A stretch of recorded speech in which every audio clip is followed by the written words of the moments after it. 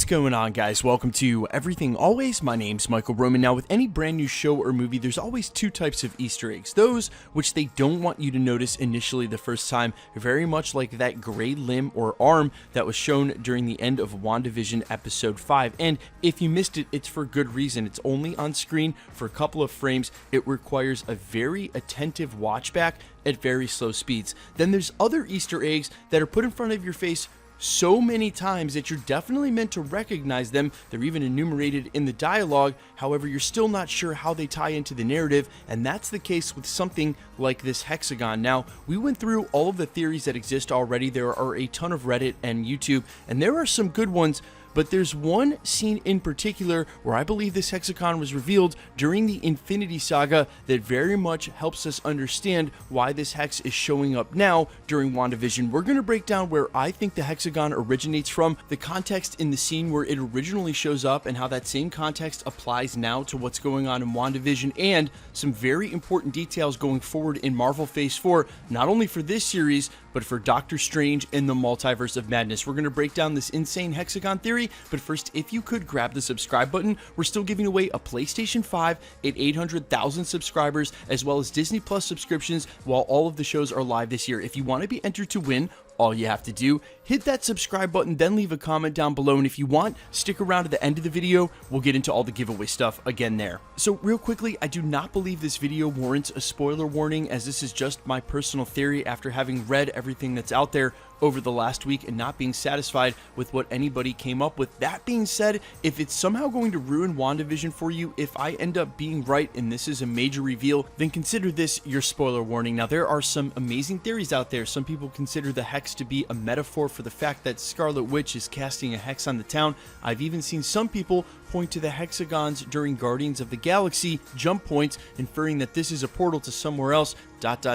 maybe even Mephisto's hell. But with no real tie to Guardians of the Galaxy, and knowing this had to be more than metaphor, these were really weak in explaining why hexagons just keep manifesting in every episode and in every facet of the town dealing with Scarlet Witch. And that's when it brought us directly to where all the other Easter eggs have during this series, none other than Age of Ultron, Scarlet Witch's origin, and immediately we found the hexagon and in its right context. Now, you guys probably don't need a refresher as to what's going on in the scene, but if you do, this is when Tony Stark is explaining to Bruce Banner the difference between his AI and Jarvis and what's going on with the Mind Stone inside the scepter. And as soon as he goes to grab it on his handheld glass Samsung, you can see there the hexagon shows up very clearly as a representation of the molecular structure for the Mind Stone. Now, in case you're wondering, like me, is this just some random science fiction CGI, just something meant to be a placeholder?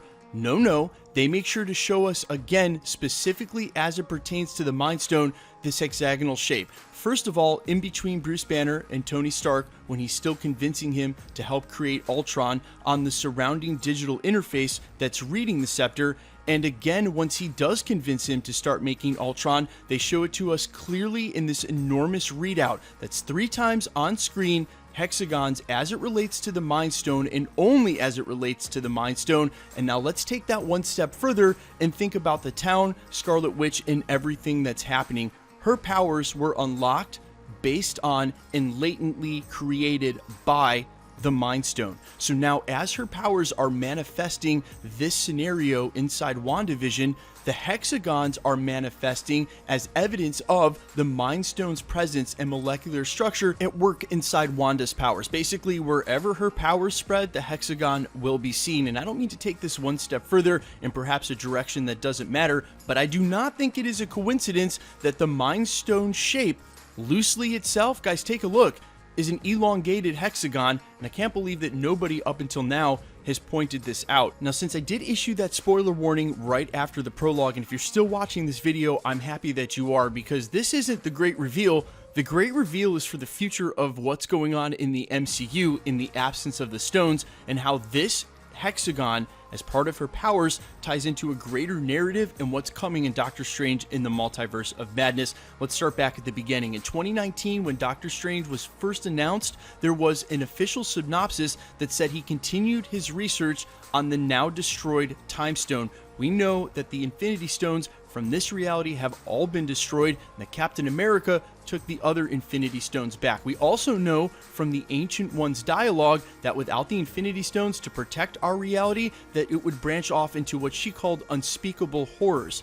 But wait just a second. If the Infinity Stones are gone, what do we have to make up for that? We have superheroes. Well, Scarlet Witch may end up becoming a supervillain by the time this is all over. We have superheroes latently now unlocked with the powers from the Infinity Stones that have been disposed of. And if you don't have the Infinity Stones to protect this reality, you have superheroes instead. That's why I believe the place of the mutants and the other superheroes that are created from these stones will find their purpose in taking up the fight that the stones were meant to represent, defending our reality against these unspeakable horrors. In the absence of the stones, you have the superheroes that they created. That's the narrative going into Doctor Strange in the Multiverse of Madness. That's why he's still obsessed with the Time Stone. And although they may not be able to materialize stones, steal them from a different reality, and use them to fend off these unspeakable horrors, enter the mutants of the MCU to do just that. Now, I think we're going to have this in some way explained. They made sure to put those hexagons in every episode, and this is very deep for them to just sort of hope that we're all going to infer.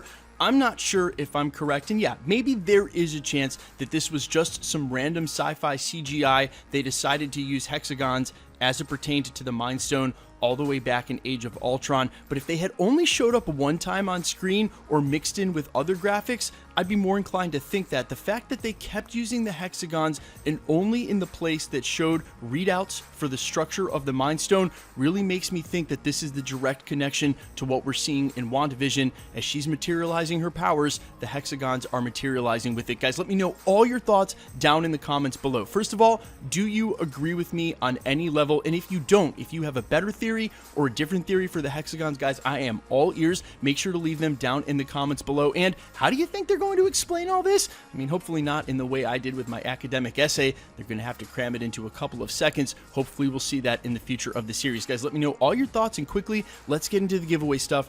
Before I let you go, we're still giving away a PlayStation 5 at 800,000 subscribers, as well as Disney Plus subscriptions while the shows are live. If you want to be entered to win, all you have to do, hit the subscribe button because you need to be a subscriber, then leave a comment down below, and because it's truly random, the more videos you comment on, the better chance you have of winning. All winners will be selected and announced at the end of the videos, the same way we're doing here. The best way to keep up with the content of the channel, of course, is to hit the notification bell with notifications turned on. And as always, if you enjoyed today's video and the content here at the channel, I'd appreciate it if you hit the like button. My name's Michael Roman. You can find me over on Twitter and Instagram at IamFires. You can find me on Twitch at twitch.tv/Novellin. You can also find me on Spotify with original music under All Fires. Thanks for checking out the channel, guys, and stick around. We'll be posting again real soon.